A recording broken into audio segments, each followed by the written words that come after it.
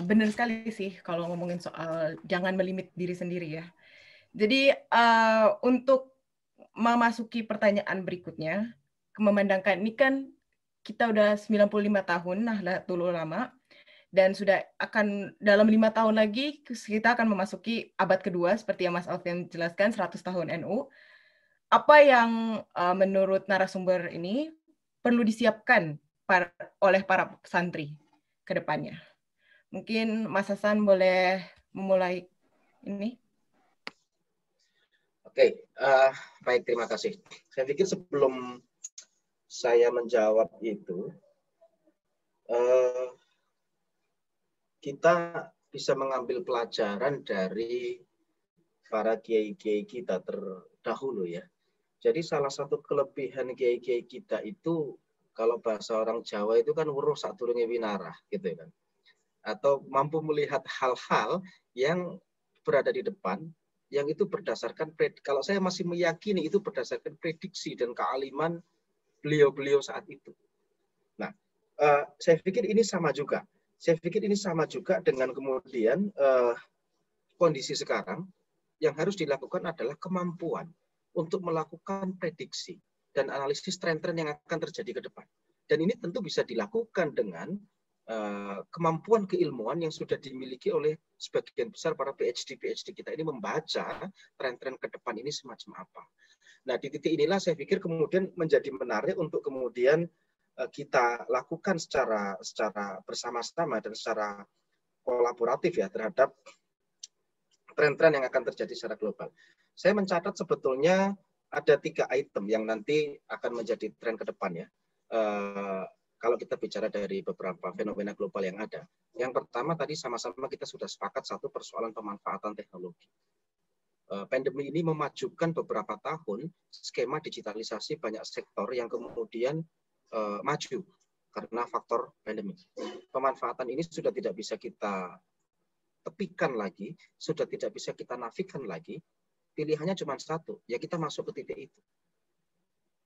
Sehingga tidak kemudian banyak sekali nanti kita harapkan pemain-pemain dari sisi pemanfaatan teknologi ini yang lahir dari kader-kader atau santri-santri Nahdlatul Ulama. Ini yang pertama. Kemudian kedua, perubahan yang kemudian menjadi tren global adalah persoalan sosiokultural. Yang ini juga menjadi salah satu topik hangat yang mungkin sebagian besar banyak sekali kader-kader NU berkecimpung di titik ini. Pendekatan-pendekatan yang sifatnya sosiokultural terkait dengan demografi, terkait dengan populasi, termasuk dalam hal ini adalah dunia ekonomi yang di situ mungkin tampaknya ada pertanian di sana. Nah, ini juga menjadi tren ke depan karena di sini di tren-tren global dunia itu satu usia harapan hidup kita itu nanti meningkat dari beberapa statistik. Kemudian persoalan migrasi, persoalan urbanisasi, persoalan interchange budaya dan kemudian kelas menengah yang juga naik. Plus juga kepedulian konsumen yang itu juga semakin meningkat terhadap beberapa produk yang selama ini kita konsumsi. Ini juga akan menjadi tren ke depan terkait perubahan sosiokultural yang di samping persoalan faktor teknologi tadi. Nah, kemudian yang ketiga, ini persoalan lingkungan. Ini yang menarik, ini tentu menjadi salah satu disiplin keilmuannya Mas Fahri Rizal atau Mas Alfian. Kita harus sadar betul nanti bahan bakar fosil kita itu habis nanti. Bahan bakar fosil kita nanti itu akan habis. Indonesia yang selama ini hanya mengandalkan pada sektor minyak bumi dan gas misalnya. Sejak tahun 70-an kita sama-sama paham. Itu menjadi sektor utama pendapatan negara, katakanlah gitu. Tapi tren global ke depan, satu persoalan habisnya bahan bakar. Kemudian yang kedua persoalan krisis air. Yang ketiga persoalan perubahan iklim atau climate change. Ini juga menjadi sebuah kajian yang menarik. Saya mencoba 3 hal itu saja. Mungkin kalau yang lain nanti monggo bisa ditambahkan. Yang itu mengalami perubahan sangat cepat dalam termin waktu hanya hitungan tahun. Tidak hanya hitungan dekade. Dulu kita biasanya menghitung proyeksi kan hitungannya dekade. 10 tahun ke depan, 20 tahun ke depan. Sekarang enggak, ini percepatan ini sangat datang dengan sedemikian luar biasa. Nah, di titik inilah saya pikir nanti sahabat-sahabat di Nahdlatul Ulama, santri, macam-macam, mampu menjawab di 3 titik besar itu tadi. Di luar keilmuan keagamaan yang memang sudah menjadi majornya selama ini. Aktivitas pesantren yang memang selama ini sudah menjadi dunia yang ditekuni. Tapi bagaimana kemudian kita bisa berproses dengan percepatan teknologi, bagaimana kemudian kita bisa menyikapi perubahan sosiokultural yang sedemikian cepat, dan bagaimana kita juga bisa melakukan penyikapan terhadap perubahan lingkungan yang dengan 3 indikasi yang tadi saya sebutkan. Nah, ini akan menjadi tren-tren global ke depan yang harus dijawab dengan beberapa aksi-aksi. Saya ingat persis dawuhnya Al-Maghfurah Romo Kiai Haji Muhammad Ahmad Sahal Mahfud, Rois Am PBNU, di periode yang kemarin, beliau pernah mengatakan menjadi orang baik itu mudah. Kita diam saja sudah menjadi orang baik. Tapi bagaimana menjadi orang yang bermanfaat, itu kata kuncinya adalah kita harus bergerak. Nah, tentu pergerakan yang kemudian disertai dengan domain profesionalitas keilmuan yang melekat pada diri para santri ini tentu akan menjadi titik ungkit yang luar biasa untuk kita menjawab 3 tantangan besar itu terkait teknologi, terkait sosiokultural, dan terkait perubahan lingkungan yang itu sudah nampak sekali di tren era global mungkin di usia 100 tahun nanti Nahdlatul Ulama ini akan kita hadapi. Saya pikir itu Mbak Kaila. Terima kasih Mas Hasan penjelasannya. Itu 3 poin ini yaitu sosiokultural, teknologi, dan lingkungan ini memang semakin pesat majunya ya, dan kita harus menghadapi itu, dan juga mungkin itu sebagai persiapan juga untuk kedepannya. Untuk Mas Fahrizal, menurut Mas apa yang perlu disiapkan oleh para santri dengan semakin berkembangnya dunia juga dan dengan semakin masuknya abad kedua NU ini? Ya, sebenarnya tadi Mas Yai Hasan sudah sangat detail dan futuristik ya, menggambarkan peta jalan tantangan yang akan kita hadapi beberapa tahun atau ke depan yang berjalan sangat cepat ya.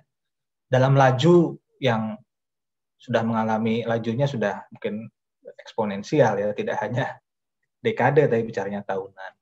Saya bicara mungkin tidak lepas kan, kita bicara santri tidak bisa lepas dari bicara tentang Nahdlatul Ulama ya. Nah, kita tahu Nahdlatul Ulama kan artinya kebangkitan. Kebangkitan itu kan kata benda tapi sudah menyaratkan ada proses yang dinamis ya, ada proses keberlanjutan. Kalau menurut saya tujuan para ulama ini mendirikan NU tidak lain adalah untuk satu meningkatkan mutu keberagamaan, yang kedua adalah meningkatkan mutu kesejahteraan. Nah, dua tujuan besar itu yang saat ini di tengah tantangan masa depan ini sedang menjadi ujian bagi kita. Apakah kita mampu tetap ya, mewujudkan dua tujuan itu? Nah, saya pikir tentu saja tantangan globalisasi harus direspon oleh santri. Tadi saya bicara bahwa santri terekspos pada bahasa internasional, yaitu bahasa Arab. Tentu saja santri juga saat ini mungkin saya melihat sudah cukup baik, tetapi harus terus-menerus digalakkan santri menguasai bahasa Inggris misalnya. Ya. Sudah banyak santri-santri yang berdiaspora ke luar negeri, tetapi mungkin secara kuantitas harus terus ditambah jumlahnya untuk bisa mewarnai begitu. Karena tadi santri punya karakteristik yang menurut saya sangat luar biasa sebagai seorang saintis ya, untuk menjadi seorang saintis atau teknologis yang baik. Nah, yang kedua juga ya tadi inovasi untuk menghadapi tantangan-tantangan. Kalau saya karena saya orang ini ya, orang ya pertanian dan lingkungan hidup gitu, tantangan-tantangan di bidang perubahan iklim juga itu harus direspon oleh pesantren. Sudah saatnya pesantren atau santri itu menjadi pelopor bagi sebuah gaya hidup yang lebih sustainable. Gitu. Contoh singkatnya saja, contoh simpelnya saja, karena saya di Belanda, ya tentu saja secara topografis Belanda ini sangat diuntungkan, datar begitu ya. Budaya bersepeda, budaya aktivitas fisik itu menjadi sangat menonjol. Dan saya ingin gitu pesantren memulai lagi gitu ya, gerakan lingkungan yang dari ini sajalah, dari kan tidak semua pesantren itu berada di pedesaan ya, ada pesantren juga sekarang sudah, atau dulunya pedesaan sekarang menjadi perkotaan. Karena misalnya pesantren punya gerakan sepeda pesantren begitu, di mana mobilitas santri dan sebagainya dari satu lokal ke lokal yang lain di pondok itu dilakukan dengan bersepeda, tidak dengan misalnya naik sepeda motor, cuma 200 meter atau jalan kaki dan sebagainya. Ini sesuatu yang kecil, tapi menurut saya nilainya akan sangat besar, karena saya pernah membaca bahwa pandemi COVID ini setidaknya menunjukkan lagi kepada kita bahwa aktivitas fisik itu berkorelasi positif dengan kebugaran, dan kebugaran berkorelasi juga dengan fitness ya, dengan imunitas kita menghadapi penyakit begitu. Bisa jadi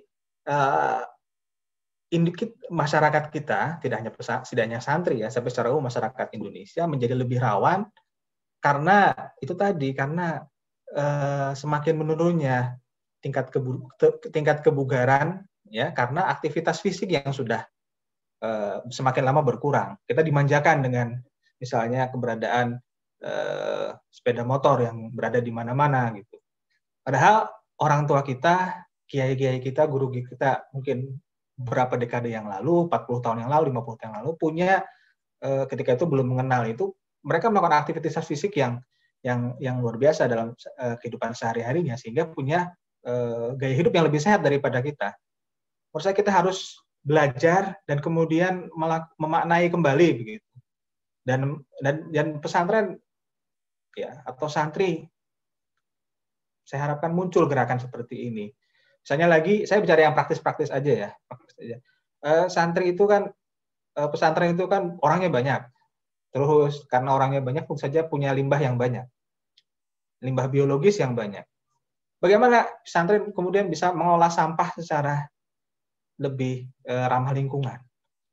Mengubah sampah menjadi sesuatu yang bernilai. Maaf juga, sampah yang dihasilkan dari santri sendiri, itu kan sebetulnya kalau kita bisa menerapkan teknologi, bisa kita manfaatkan sebagai biogas. Berapa potensi biogas yang bisa dihasilkan? Sudah ada beberapa pesantren, tetapi menurut saya hal-hal ini terus harus direplikasi di pesantren-pesantren yang lain, tentu saja dengan memperhatikan kondisi-kondisi setempat ya. Tidak bisa di generalisasi bahwa jalan seperti ini. Tapi maksud saya adalah kita pesantren harus mampu merespon tantangan-tantangan zaman ini dengan inovasi yang berbasis pada sains dan teknologi, gitu saja, dengan landasan kearifan pesantren. Gitu, Mbak. Terima kasih Mas Fahrizal. Itu penjelasannya mungkin berhubungan juga ya dengan tadi yang disampaikan oleh Mas Hasan tentang lingkungan dan gimana kita bisa, itu adalah masalah kita makin ke depannya, bukan hanya secara dekade, tapi juga dengan setiap tahun gitu, sudah makin cepat lagi eksponensialnya. Mungkin untuk Mas Alfian, apa harapannya untuk santri-santri ini, karena juga yang saya tahu bahwa Mas Alfian juga lebih ke arah sosiologi lingkungan ya. Jadi apa dari perspektif itu mungkin apa yang bisa kita lakukan untuk mempersiapkan ke depannya juga gitu. Baik, makasih Mbak Kaila. Saya pikir saya sepakat sekali dengan apa yang disampaikan Mas Hasan sama Mas Fahrizal tadi tentang beberapa fenomena global. Tapi saya menambahkan dikit bahwa globalisasi yang kita rasakan sekarang ini juga telah membawa dampak yang signifikan terhadap NU ya. Misalkan ke depan mungkin lebih banyak pertukaran ahli, pertukaran mutasi ahli global gitu, atau kiai-kiai global yang datang ke Indonesia ataupun dari Indonesia keluar. Itu sudah barang tentu akan menjadi fenomena global yang perlu kita sikapi dan kita siapkan dari sekarang. Jadi kemudahan untuk akses teknologi juga berdampak terhadap perubahan atau mobilitas orang-orang ini. Terus yang selanjutnya mungkin fenomena global yang tadi, selain yang tadi disebutkan oleh Mas Hasan, itu memang saya sepakat ada transisi ke ekonomi yang lebih ramah lingkungan gitu. Tapi juga selain ramah lingkungan, orang sekarang itu lebih concern juga ke arah-arah yang sifatnya etis, privasi, terus kemudian jadi kalau dulu misalkan kita foto sembarang orang terus bisa nggak kenapa-napa gitu, kalau sekarang itu orang lebih concern ke situ. Ya memang ada perubahan-perubahan signifikan baik itu dari sosial budaya dan lain sebagainya. Terus sekarang juga kita menghadapi di mana kalau tadi saya sebutkan ada bonus demografi, kita menghadapi juga di mana anak-anak muda itu generasi muda itu banyak yang mendapatkan pendidikan formal lebih banyak dibanding sebelum-sebelumnya gitu. Jadi kita menghadapi era di mana kalau dulu mungkin pendidikan non formal yang lebih banyak, pendidikan ngaji di lekar apa segala macam. Kalau sekarang ini kita menghadapi meningkatnya pendidikan formal. Dan ini sangat baik karena bisa untuk meningkatkan skill tapi juga bisa menjadi challenge tersendiri gitu. Nah, dari situlah kemudian kita perlu ada perubahan cara pandang, perubahan mindset, perubahan attitude atau perilaku gitu untuk mengikuti kiai-kiai kita terdahulu, gimana mereka bisa beradaptasi dengan perubahan zaman dan lain sebagainya.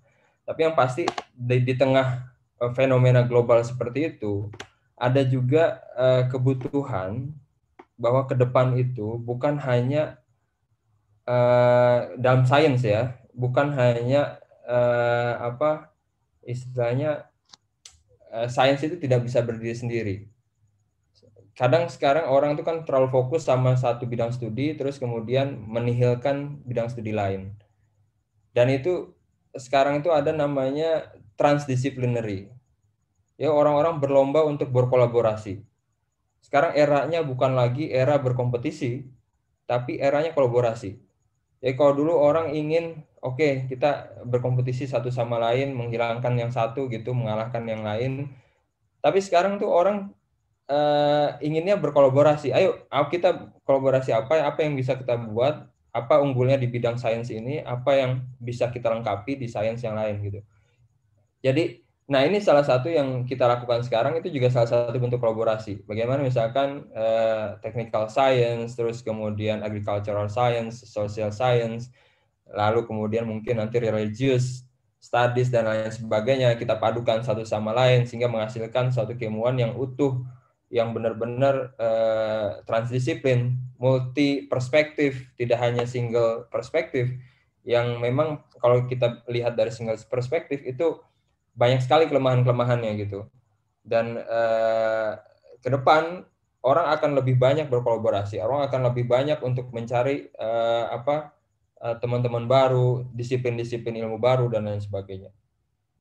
Jadi mungkin fenomena global seperti itu yang menurut saya sih bakal terjadi gitu di tengah situasi saat ini.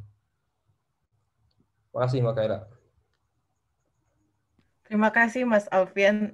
Sangat menarik sekali penjelasannya karena tadi yang saya ingat juga itu juga dijelaskan oleh ayahnya Mas Hasan ya ketika beliau menanyakan apa jurusan yang patut dia ambil, fakultas teknik atau fakultas agama.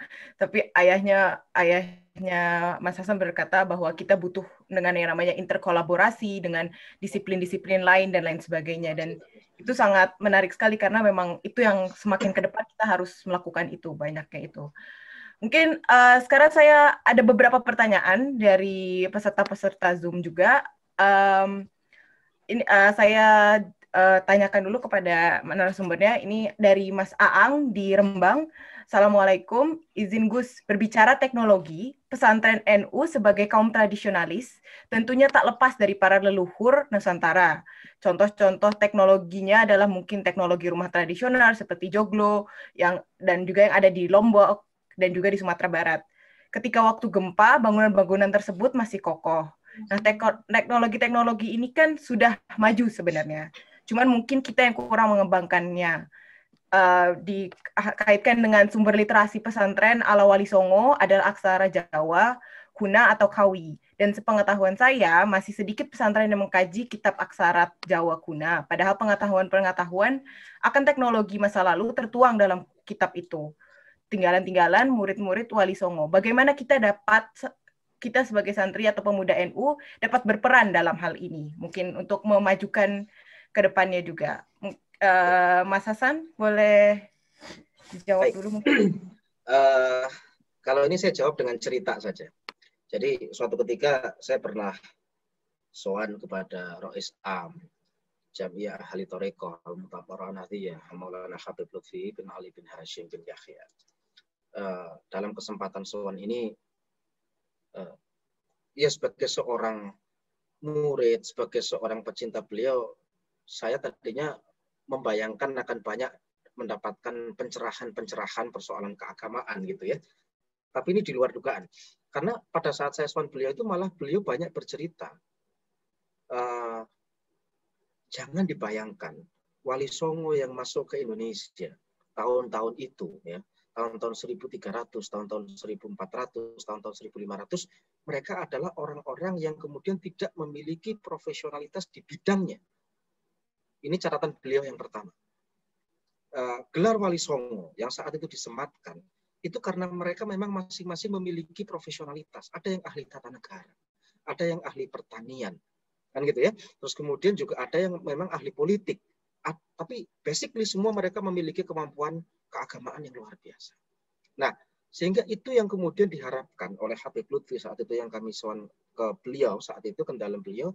Nah, ini yang kemudian harus juga dipelajari oleh para santri-santri sekarang. Bagaimana kemudian juga kemampuan memecahkan masalah, melakukan forecasting teknologi, kemudian mengelola tadi ini alhamdulillah ada Mas Fahrizal yang memang kalau ada kiai alim di bidang fikih ya kira-kira mungkin Mas Fahrizal itu alim di bidang pertanian lah, kiai pertanian lah kira-kira gitu, karena sudah doktor di titik itu. Sehingga ya itulah yang kemudian kita butuhkan. Sehingga masyarakat dalam sebuah konteks sistem tata negara ini hanya kemudian memiliki kader-kader yang semacam itu. Nah, kenapa kemudian pertanyaannya? Kenapa kemudian kita ada loss? Kan gitu ya. Kemudian kita ada loss, mungkin sekian ratus tahun dianggap kemudian itu tidak penting. Atau dianggap kurang mendapatkan skala prioritas. Nah, ini yang kemudian harus kita jawab secara bersama-sama. Toh, saya kembalikan pada ujung di awal tadi kita diskusi, dimensi keilmuan itu ujungnya kemanfaatan. Nah, saya pikir kalau kemudian dari pesantren misalnya, atau dari perguruan tinggi, atau dari ma'had, atau dari apa, untuk kemudian memiliki solusi terhadap pemecahan-pemecahan teknologi itu, saya pikir itu menjadi sesuatu keharusan pada titik ini. Wong itu sudah dilakukan oleh Wali Songo kita 700 tahun yang 600 tahun atau 700 tahun yang lampau. Nah, ini yang kemudian menjadi PR kita. Saya sepakat kita mengembalikan ruh perjuangan Wali Songo saat itu sekian ratus tahun yang lampau, di mana mereka sangat profesional di bidangnya, untuk kemudian kita kembalikan. Orang NU pun hari ini juga sama. Harus ada yang jago politik, harus ada yang jago tata kelola pertanian, harus ada yang paham persoalan teknologi, ada yang ngerti ilmu militer. Kita kan dulu sering cerita ya, misalnya Kiai ini senopatinya Pangeran Diponegoro, Kiai ini kemudian panglimanya pasukan Demak. Pertanyaannya hari ini, berapa jenderal yang dari Nahdlatul Ulama? Berapa yang kemudian menjadi kompes dari itu? Berapa kemudian menjadi menteri dari titik itu, yang tentu saja memiliki profesionalitas lapangan yang itu kita harapkan ideal. Nah, ini yang kemudian semangat ini yang kita pinjam, ruh para Wali Songo saat itu yang kemudian menjadi penasehat raja dalam konteks itu, yang kemudian betul-betul bisa memberikan solusi terhadap masyarakat. Dan saya yakin ini bisa dihadirkan oleh pesantren. Apalagi hari ini kita sama-sama melihat banyak sekali pesantren-pesantren kita itu yang juga sudah memiliki perguruan tinggi, memiliki SMK, memiliki akademi-akademi komunitas. Yang di titik itu saya pikir terus melakukan uji coba sebagaimana salah satu karakteristik dunia akademis ya, itu melakukan riset terhadap hal-hal yang sifatnya lokal, tapi itu bisa menjadi jawaban terhadap persoalan-persoalan global. Mungkin itu yang nanti bisa kita lakukan ke depan, dan saya pikir momentum ini luar biasa. Semakin sering nanti kita kolaborasi, semakin sering kita diskusi. Saya juga baru tahu ada Mas Fahrizal ngajar di IPB misalnya. Kalau nggak dikenalin Mas Munawir ya mungkin saya belum ketemu gitu kan. Nanti kita ketemu lagi juga dengan Mas Alfian misalnya kalau dia sudah kembali ke Indonesia atau siapapun nanti, ayo kita kolaborasi bareng-bareng. Insya Allah ini akan memberikan manfaat. Demikian Mbak. Terima kasih Mas Hasan. Penjelasannya mungkin kembali lagi ya ke pokok utama yang awal tadi, itu adalah interdisiplin, kolaborasi antara ilmuwan-ilmuwan yang di bidang-bidangnya masing-masing. Ya, tapi bukan. Sekaligus saya ingin meng-highlight Mbak Kaila bahwa jangan kemudian kita berpikir yang namanya Wali Songo itu penuh dengan lekatan-lekatan mistik ya. Ini Ini yang berkali-kali Habib Lutfi sampaikan kepada kami saat itu, bahwa beliau alim, mereka itu alim, iya, mereka itu penyebar dakwah, iya, tapi jangan lupa mereka adalah para profesional di bidangnya yang kemudian datang hadir ke tanah Jawa sebagian besar untuk membantu sultan, membantu para raja bagaimana kemudian memakmurkan masyarakat saat itu di Demak misalnya, kemudian Mataram misalnya, dan sebagainya. Nah, semangat inilah yang kemudian kita harus pinjam sehingga Nahdlatul Ulama 100 tahun ke depan ya kita lahirkan semangat sebagaimana beliau sudah pernah contohkan itu. Ya, terima kasih Mas Hasan. Ada pertanyaan juga berikutnya.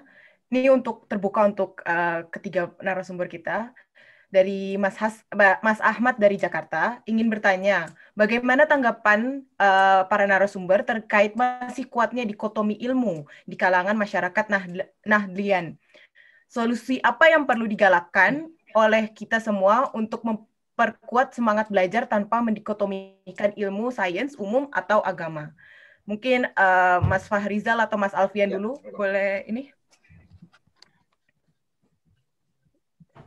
Ya, saya agak harus hati-hati menjawabnya. Tapi ya, kira-kira begini, perkembangan zaman ini memang sudah semakin sedemikian rupa sehingga apa yang disebut sebagai dikotomi ya, itu menjadi tidak terhindarkan. Tapi tentu saja harus kita maknai dengan hati-hati. Maksudnya begini, spesialisasi ya. Kita tahu bahwa Barat itu berkembang karena spesialisasi, tapi kita melupakan bahwa spesialisasi keilmuan yang ada itu meniscayakan satu hal lagi, yaitu interdependensi. Ya, kesaling tergantungan. Betul yang disampaikan Mas Alfian tadi. Spesialisasi kekuasaan, kompetensi satu keilmuan dengan sangat mendalam itu memang sangat ditekankan. Tapi kemudian ketika kita bicara, terutama aspek pengembangan keilmuan, maka kolaborasi ya itu menjadi sesuatu yang sangat besar peranannya. Kolaborasi, interdependensi itu kan sebetulnya timbul dari perasaan bahwa saya menguasai bidang ini, tapi saya tidak tahu. Kita menyadari apa yang kita tahu dan apa yang kita tidak tahu, gitulah. Apa yang kita paham dan apa yang kita tidak paham. Semakin kita menjadi spesialis di satu bidang, maka sebetulnya semakin kita tidak paham atas bidang yang lain. Atau semakin kita tahu di satu sisi bahwa ada banyak hal yang kita tidak tahu. Nah, ini kesadaran hal ini yang menurut saya perlu ditanamkan ke diri kita masing-masing ketika kita belajar. Bahwa sebetulnya saya bahkan sempat berseloroh bahwa proses belajar adalah proses yang sistematis untuk membuat diri kita semakin tahu apa yang kita tidak tahu dengan lebih ilmiah. Jadi semakin saya belajar tuh saya tahu hal-hal apa saja yang saya tidak tahu, pertanyaan-pertanyaan apa saja yang harus saya munculkan secara lebih bertanggung jawab gitu secara keilmuan. Nah, menjawab tadi pertanyaan yang sebelumnya, betul, saya sering mendengar bahwa sebetulnya kita ini punya teknologi atau setidaknya pengetahuan yang sifatnya teknis, ya, yang sebetulnya perlu kita gali lagi. Kalau dalam bidang keilmuan saya pernah membaca misalnya bahwa beras, ya, simpanan beras yang ada di lumbung-lumbung padi suku-suku adat yang ada di Indonesia, seperti suku apa yang sering kita sebut Baduy, tapi masyarakat Kanekes, saya lebih suka menyebut masyarakat Kanekes di Banten sana, itu bisa tahan sampai bertahun-tahun. Jadi sampai 10 tahun beras yang disimpan di lumbung mereka itu masih kalau dimasak itu masih pulen gitu. Itu kan buat tamparan besar buat orang yang belajar teknologi pasca panen seperti saya. Tapi tentu saja kita perlu mempelajari, tapi dengan optik masa kini, ya. Karena zaman berkembang, epistemologinya sudah berbeda, gitu. Bagaimana kita kemudian bisa menyuguhkan ini, ya, menyuguhkan ini sebagai sebuah produk saintifik, ya, yang bisa didiskusi, debatkan, gitu. Jadi tidak hanya sebagai sebuah kajian sifatnya antropologis atau apalagi arkeologis, tapi sebuah kajian saintifik yang bisa kemudian dinilai, kemudian disanggah, ya, atau tadi untuk sehingga tercipta tadi tesis, sintesis, tesis, antitesis, sintesis, begitu.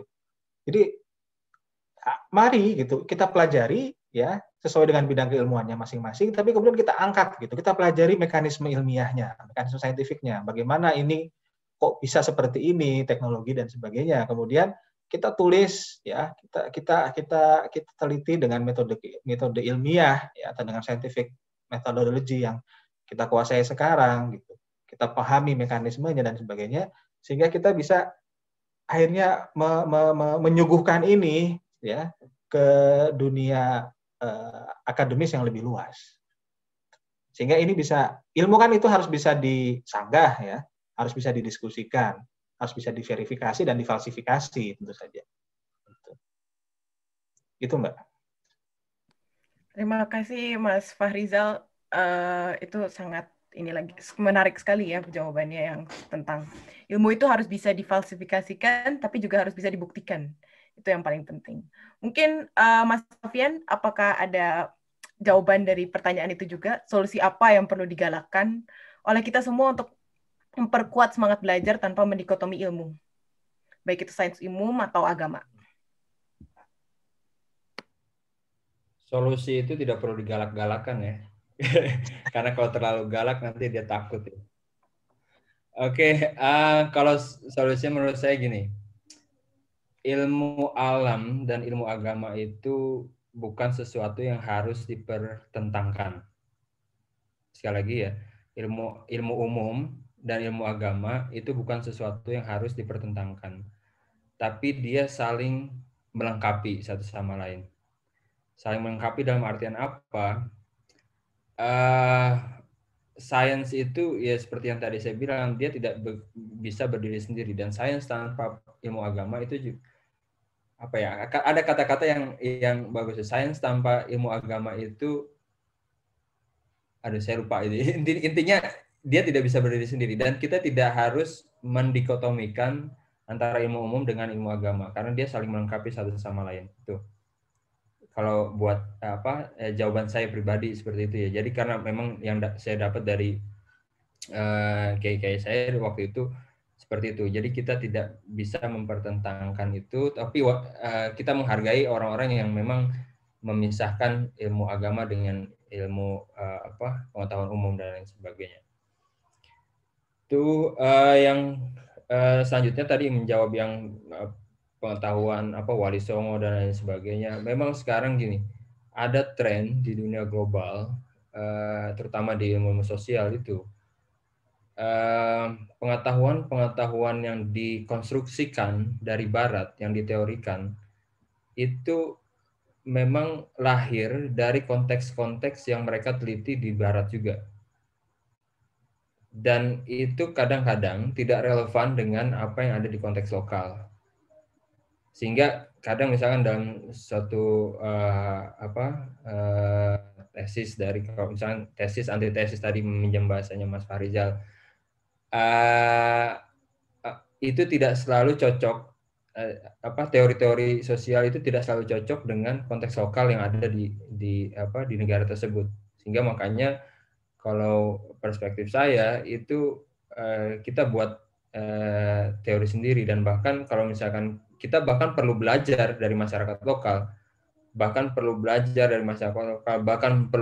dari pendahulu-pendahulu kita, dari leluhur-leluhur kita yang mohon maaf yang dicap sebagai orang terbelakang oleh scientific Barat gitu.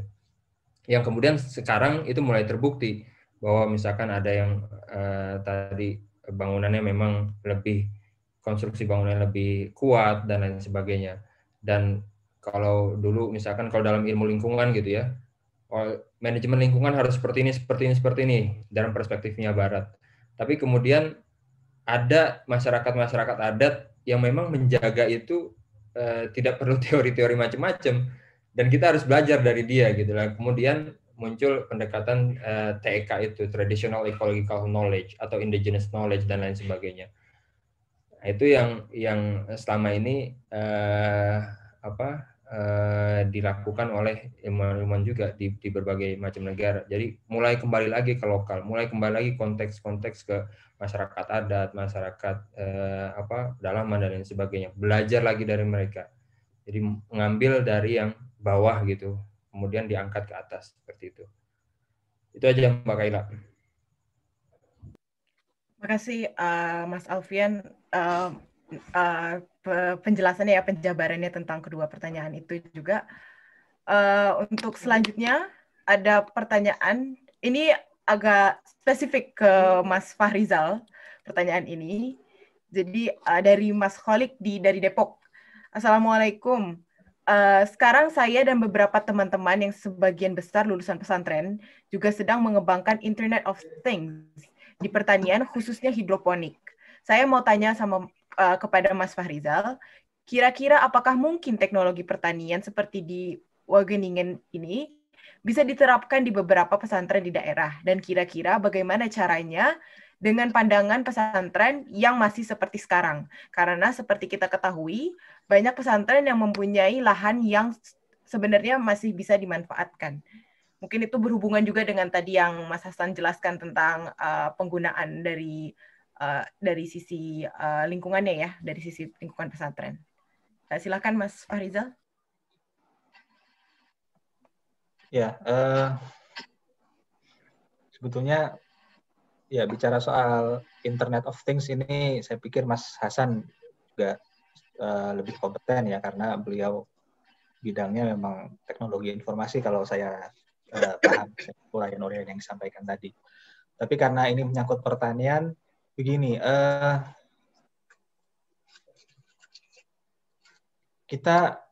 saya di sini di Wageningen ini memang ini kampus pertanian yang bisa dikatakan cukup baik ya, bukan cukup baik, mungkin sangat baik di dunia ini. Tetapi kita harus sadar bahwa pertanian itu kan berada pada lingkungan geografis ya yang berbeda. Gitu. Jadi misalnya di Belanda ini teknologi greenhouse atau rumah kaca menjadi sesuatu yang pokok karena mereka mengalami keterbatasan cahaya matahari dan juga suhu udara yang tidak cukup hangat untuk menjadi tempat bagi tumbuhnya tanaman dengan baik. Nah, saya pikir yang bisa kita terapkan adalah prinsipnya. Prinsipnya adalah kenali lingkungan alammu dengan sebaik-baiknya, kemudian dapatkan penjelasan saintifik dari bagaimana proses-proses alam itu kemudian berperan dalam mendukung, misalnya kalau tadi pertanian ya, agar misalnya apa yang kita tanam menjadi tumbuh dengan baik, kemudian bagaimana kita mampu meningkatkan produktivitas, menjaga mutu, dan sebagainya. Jadi menurut saya, ya sangat bisa, tetapi tidak semua. Jadi yang kita adopsi itu bukan sekedar teknologi yang teknik ya, bukan teknik, tapi lebih mungkin paradigma keilmuannya. Gitu. Dan paradigma keilmuannya adalah melakukan, jadi kita mengikuti alam gitu. Bertani itu kan sebenarnya mengikuti alam.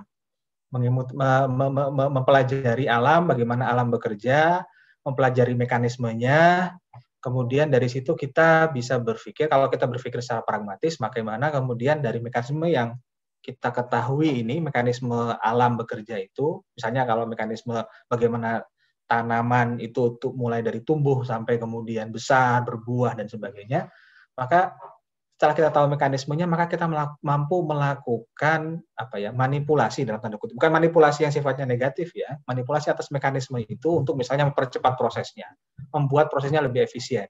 Misalnya di sini Wageningen ini orang sudah bicara soal fotosintesis 2.0 begitu. Fotosintesis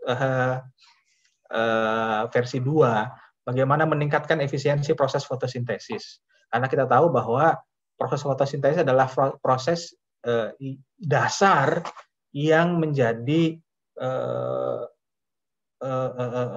jalan wasilah bagi manusia untuk memanfaatkan energi matahari. kita kan bukan seperti organisme autotrof yang bisa kemudian pergi berjemur ya. Kalau kita bisa mengubah energi matahari menjadi energi buat kita gampang sekali.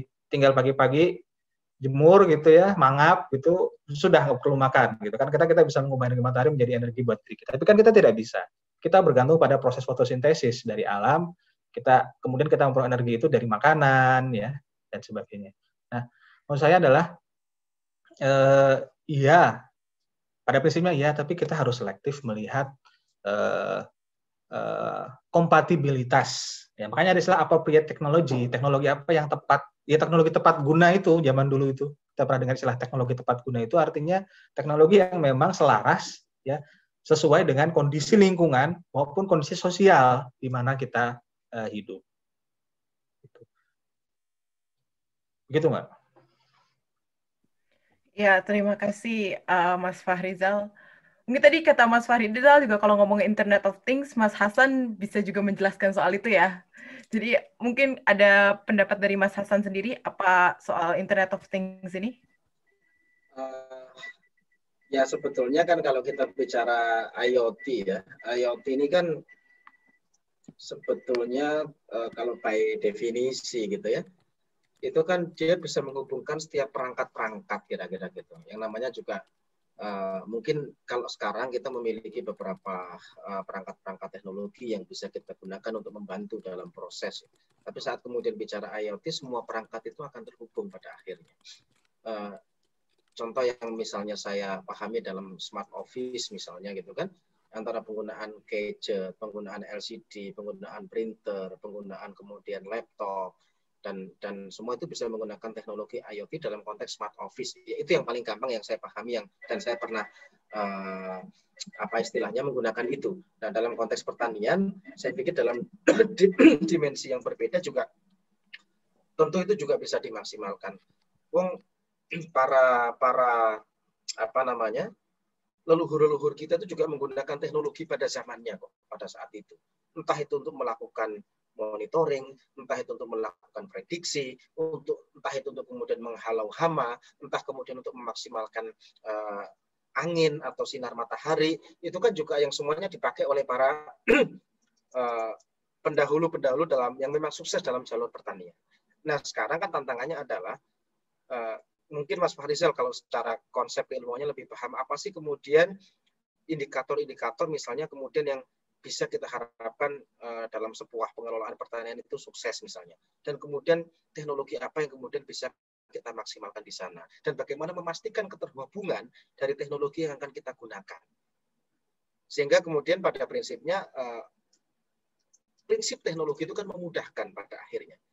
Sehingga kalau semua penerapan itu tadi bisa kita pakai, tentu harapannya untuk mempermudah para petani dan memaksimalkan hasil, mengefisiensikan proses, kira-kira gitu, sehingga hasilnya bisa lebih baik lagi. Di titik itulah kemudian teknologi mungkin akan hadir.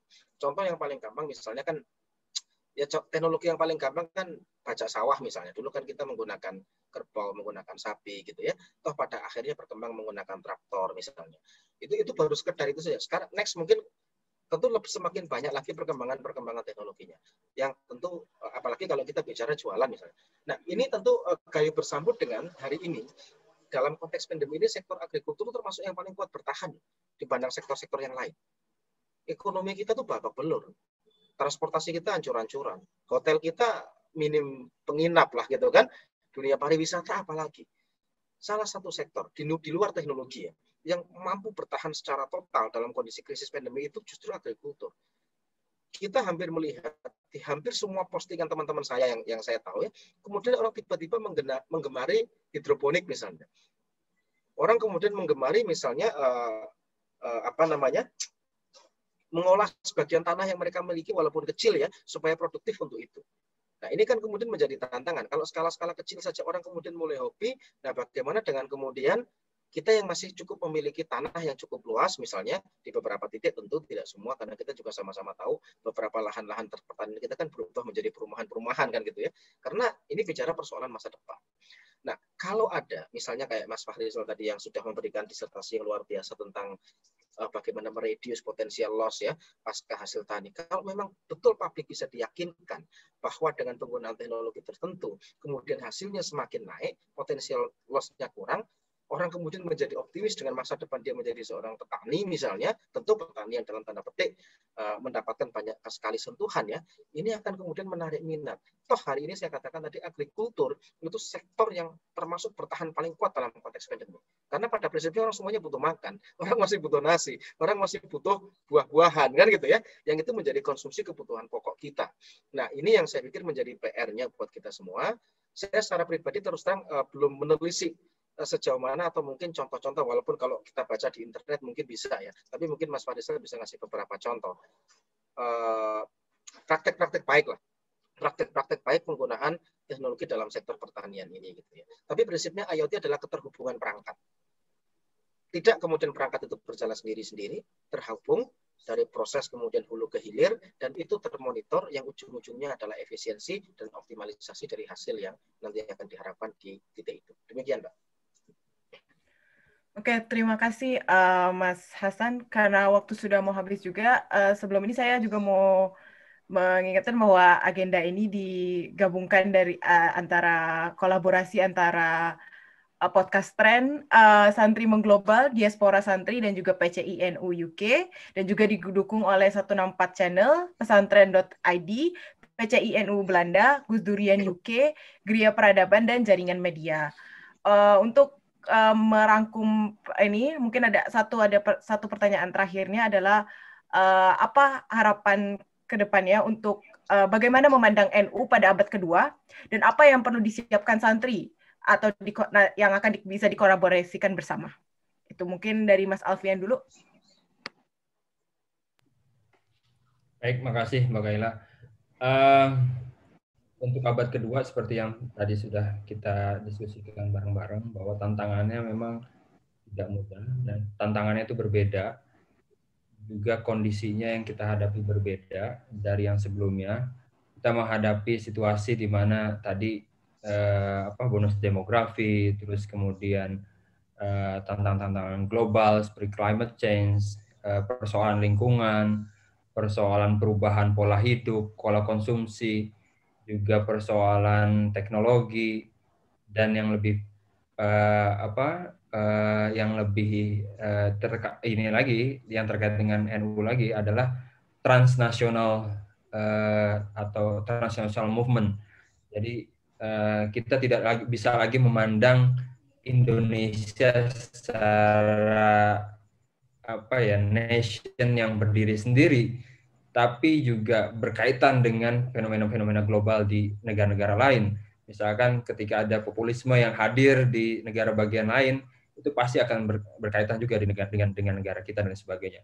Jadi tantangan-tantangan global seperti itu, baik yang ada di tingkat multilateral ya global, maupun yang ada di tingkat regional di ASEAN, dan juga tingkat nasional dan lokal, itu ke depan akan semakin banyak, dan kita bakal dihadapkan pada situasi-situasi yang memang penuh ketidakpastian dan lain sebagainya. Tapi ya sebagaimana KNU yang sudah pernah yang sampai berdiri 100 tahun ini, yang 5 tahun lagi akan 100 tahun, kita harus tetap optimis bahwa NU ini ke depan akan terus maju, dan tentunya dengan doa dan dukungan para kiai kita, para guru-guru kita, para muassis dan lain sebagainya, yang itu tanggung jawabnya pasti ada di anak muda. Dan anak muda sekarang itu tadi, kalau misalkan Mas Hasan, penguasaan teknologi dan sains dan teknologi itu menjadi suatu keniscayaan.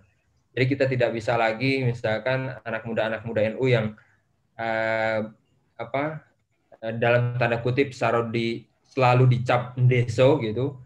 Sekarang sudah mulai berubah menjadi anak muda yang punya pengetahuan dan bisa memanfaatkan teknologi digital dengan lebih mumpuni dan lain sebagainya. Jadi kita tetap optimis di anak muda ini semua. Itu aja. Terima kasih. Ya, terima kasih Mas Alfian. Untuk Mas Fahrizal mungkin kata penutupnya untuk pertanyaan itu, bagaimana memandang NU pada abad kedua dan apa kolaborasi yang dapat disiapkan oleh para santri?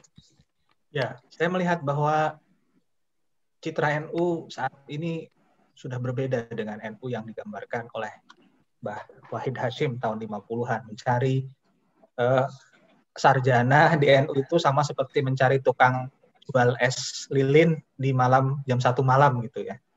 Mbah Wahab dan atau Mbah Wahid Abdul Wahid Hasyim pernah menghentikan seperti itu. Misalnya saja saya juga terkejut tapi sekaligus bangga, misalnya ada santri ya yang menjadi kepala pusat data dan teknologi informasinya Kemdikbud. Itu kan bidang yang selama ini seolah-olah tidak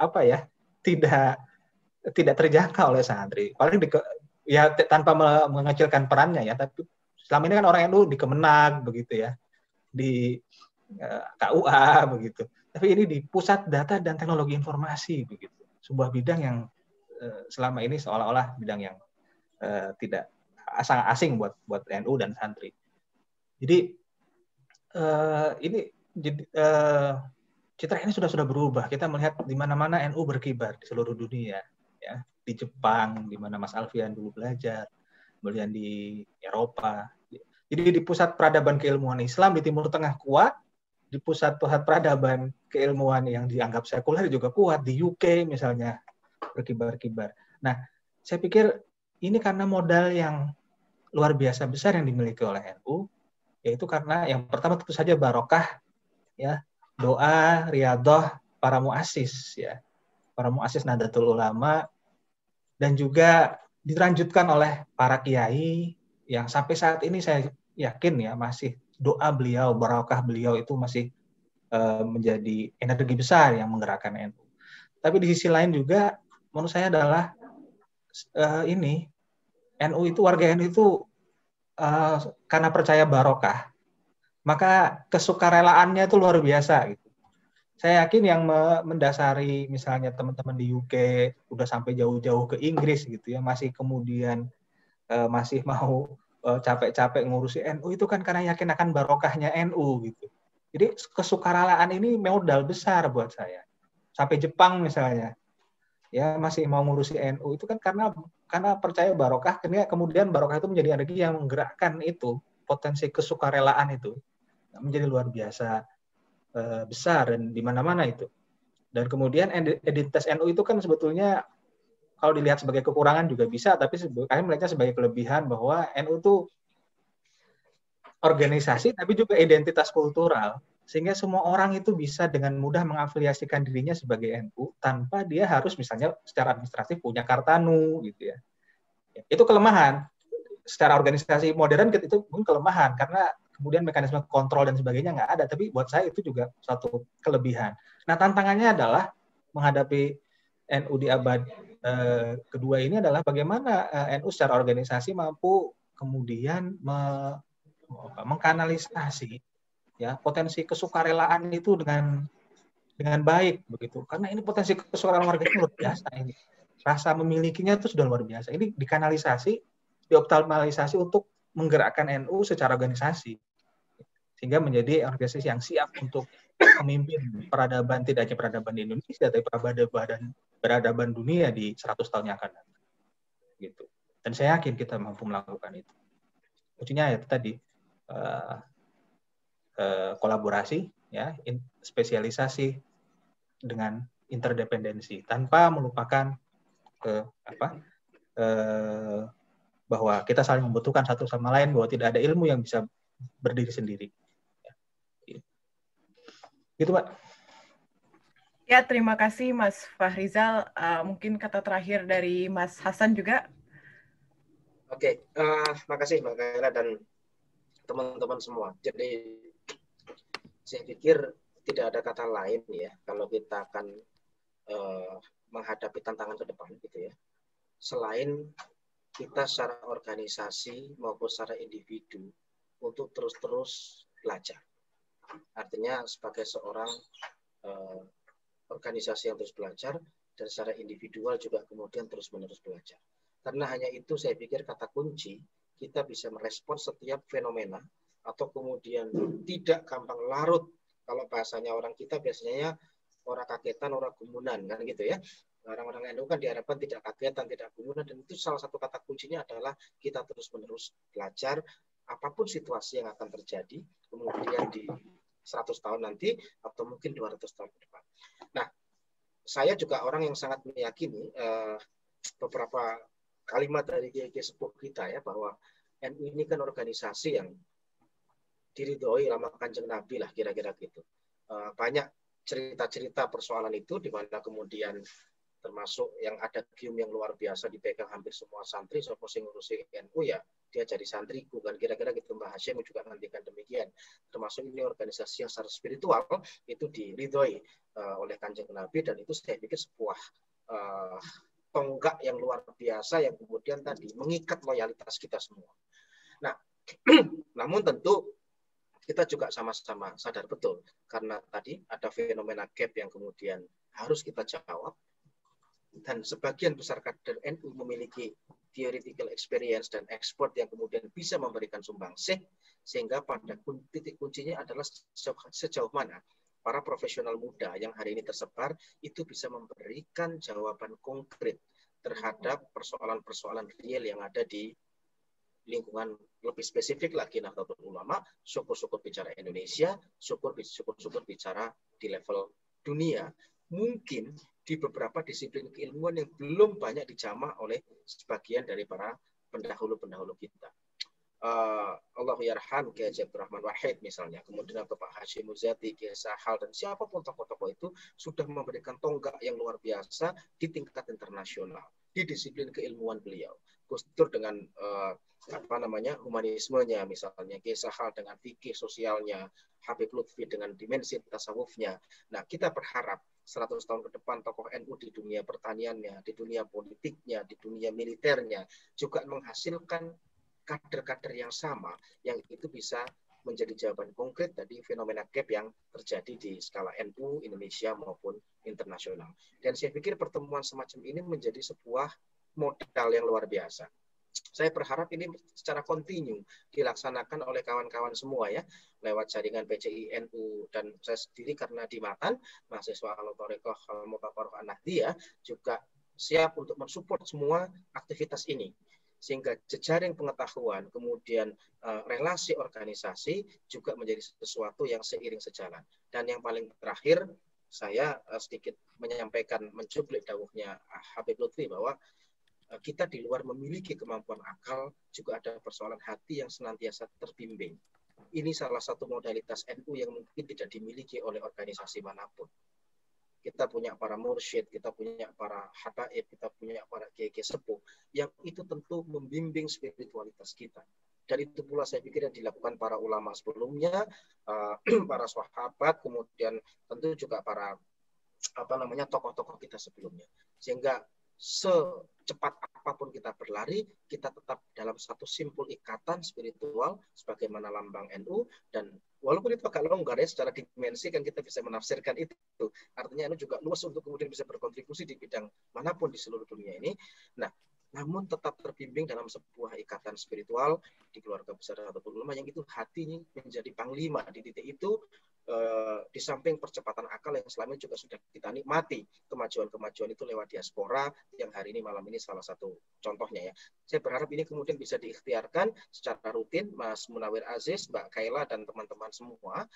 Saya membayangkan begini Mbak Kaila, kita tuh para akademisi kan kadang-kadang kebentur misalnya harus berurusan dengan jurnal yang terindeks Scopus gitu ya, misalnya gitu ya, atau jurnal-jurnal nasional itu internasional atau yang nasional apalah. Saya berharap nanti ada jurnal-jurnal yang juga dihadirkan dalam konteks dunia profesional kita, yang mungkin siapa nanti akan mewadahi lah kira-kira gitu. Tapi saya siap support untuk kebutuhan-kebutuhan akademis para kader-kader NU yang hari ini sedang berproses baik di dalam negeri maupun di luar negeri.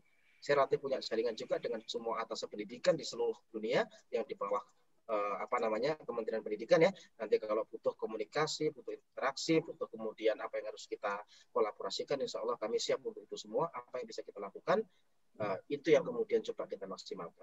Dan ini saya tutup dengan pesan Gus Dur yang pernah disampaikan kepada saya sekitar 16 tahun yang lalu. Gus Dur pernah, saya saat itu didhawuhi oleh Gus Dur, San, kau mau jadi kaya apapun nanti, mau terbang kemanapun, mau setinggi apapun, ingat kau lahir dan besar dari keluarga besar Nahdlatul Ulama. Itu yang jangan sampai ditinggalkan. Demikian, terima kasih. Wallahul muwaffiq ila aqwamit thoriq. Assalamualaikum warahmatullahi wabarakatuh. Waalaikumsalam warahmatullahi wabarakatuh.